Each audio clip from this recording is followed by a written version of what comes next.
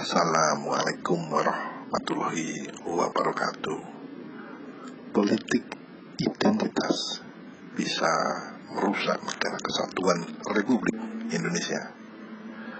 Mari kita dengarkan paparan dari Profesor Mahfud MD. Ya, begini Bang Karni, tahun 2014 itu terpecah antara calon Pak Prabowo dan Pak Jokowi Yusuf Kalla, Prabowo Hatta Rajasa. Itu terpecah. Tapi terpecahnya saat itu tidak pakai politik sara. Itu pendekatan program saja. Kalau saya melihat Pak Jokowi itu pendekatannya populis, langsung ke rakyat bawah. Ke rakyat kecil, ke gorong-gorong kemana. Kalau Pak Prabowo itu pendekatannya strukturalis, dia mau memperbaiki sistem ini. Dan itu memang pendekatannya begitu. Dan yang menang Pak Jokowi, ya sudah gitu. Tapi tahun 2019 yang didahului dengan pemilihan gubernur, pilgub, itu memang lalu politik identitas yang muncul. Politik keagamaan yang sebenarnya sih tidak ada yang lebih benar antara yang satu yang lain. Itu hanya jualan aja sebenarnya. Sehingga bagi saya sebenarnya tidak ada sebenarnya yang punya dasar untuk menyatakan diri paling benar membawa nama agama gitu. Oleh sebab itu kedepannya menurut saya yang penting itu bagaimana masalah ideologi ini Pak diperkuat kedepannya program. Tidak usah lagi politik identitas karena semua kalau bicara agama masing-masing punya dalil kok. Taruhlah kalau pandangannya Ahok yang dianggap tidak Islam dan sambungannya. Kemudian yang satu yang Islam Pak Anies dan sambungannya gitu. Itu pendukung Pak Anies banyak juga yang tidak sholat kok kalau waktu kampanye itu. Tapi banyak yang sholat juga. Pendukung Ahok juga ada yang sholat waktu kampanye. Jadi itu bukan urusan agama sebenarnya. Nah yang begitu-begitu tuh kedepannya dikurangi gitu. Atau kalau bisa bukan hanya dikurangi tapi dihilangkan. Sehingga politik ke depan itu taruhlah politik identitas itu tidak bisa dihindari. Orang memilih karena kesamaan agama, kesamaan suku itu silakan. Tapi kalau sampai menimbulkan perpecahan ideologis itu amat sangat berbahaya sebenarnya, amat sangat berbahaya. Nah kedepannya maka saya berpikir gerakan moderasi beragama, di mana agama itu menjadi alat pemersatu, gerakan jalan tengah. Kalau di dalam Islam itu namanya Islam wasatiyah. Islam yang di tengah, tidak ekstrim ke kanan, tidak ekstrim ke kiri, tapi inklusif. Menerima perbedaan itu sebagai keniscayaan dan tidak menganggap orang lain yang berbeda itu sebagai musuh. Nah, istilah moderasi beragama dengan kata Islam wasatiyah ini oleh orang yang tidak paham betul itu dianggap wah Islam apa lagi tuh? Islam ya Islam gitu. Di mana ada kata Islam wasatiyah di dalam agama Islam kan gitu. Ya sama aja dengan orang mengatakan Islam rahmatan lil alamin itu di mana dalilnya? Tidak ada dalil Islam rahmatan lil alamin. Sama tidak ada dalil Islam wasatiyah. Sama tidak ada dalil Islam kafah itu di mana? Tidak ada. Yang ada itu begini.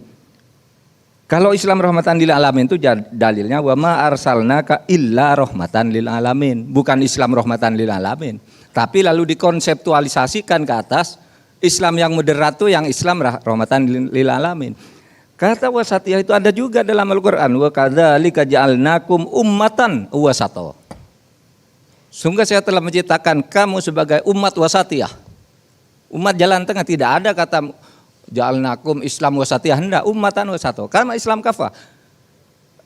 Udkhulu fisilmi kafah, tidak ada. Saya mencatatkan Islam kafah, tapi dikonsepkan sebagai istilah di dalam keilmuan itu biasa, diabstraksi ke atas, diberi nama ini sebagai konsep.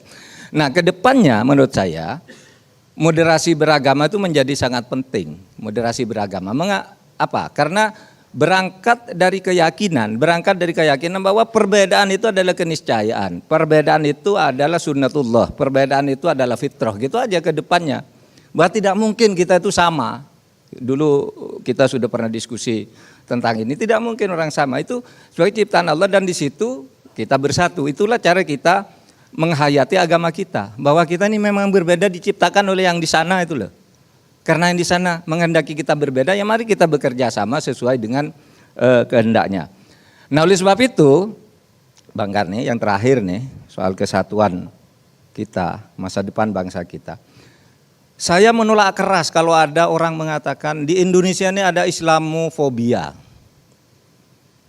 di mana orang Islam itu didiskreditkan. Tidak ada Islamofobia. Kalau Islamofobia di dalam ilmu itu dikatakan, Islamofobia adalah satu konsep yang mengatakan bahwa pemerintah takut dan benci terhadap umat Islam. Umat Islam itu takut dan malu disebut umat Islam. Disebut Islam, sehingga kalau di dalam Islamofobia orang Islam itu sembunyi-sembunyi karena malu dan takut.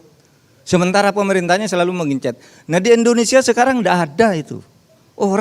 Pemerintah tidak punya program anti-Islam. Sama sejak dulu pemerintahnya ya sholat, ya rajin sholat biasa.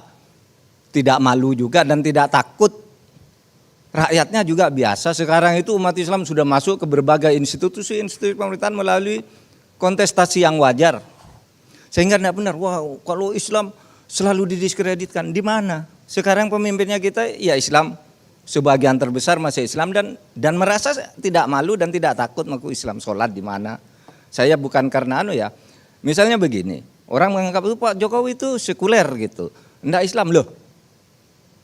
Terus terang saya menyaksikan sendiri, Pak Jokowi itu waktunya sholat pergi, di pesawat ya masuk ke dalam sholat. Saya kemarin baru terbang, ada di KTT ASEAN. Waktu sedang ramai begini antar kepala negara tuh dia pamit sholat sebentar. Tidak merasa malu dan tidak merasa takut. Dan tidak membuat kebijakan anti Islam. Oleh sebab itu menurut saya istilah Islamofobia itu hanya persaingan politik yang dibuat-buat. Yang sebenarnya kalau dia jadi memimpin ya melakukan hal yang sama gitu. Tidak ada program-program yang secara kategoris gitu disebut anti Islam. Nah, oleh sebab itu kedepannya kita tidak usahlah membeda-bedakan. Pokoknya mari adu program saja. Seperti tadi, apakah pendekatannya misalnya mau menggunakan pendekatan Pak Prabowo dan Pak Jokowi. Pak Jokowi itu populisme, Pak Prabowo itu strukturalisme gitu aja. Lalu rakyat mau milih yang mana? Bukan agamanya apa, ini lebih banyak didukung oleh kelompok agama ini, agama itu dan sebagainya. Saya kira kedepannya itu menjadi berbahaya kalau diterus-teruskan sehingga apa yang dikatakan oleh Pak Emil Salim 2045 Indonesia itu akan menjadi Indonesia emas itu akan tercapai kalau yang masalah-masalah begini ini dari sekarang diselesaikan secara pasti meskipun mungkin agak pelan. Itu aja dari saya. Terima kasih. Assalamualaikum warahmatullahi wabarakatuh.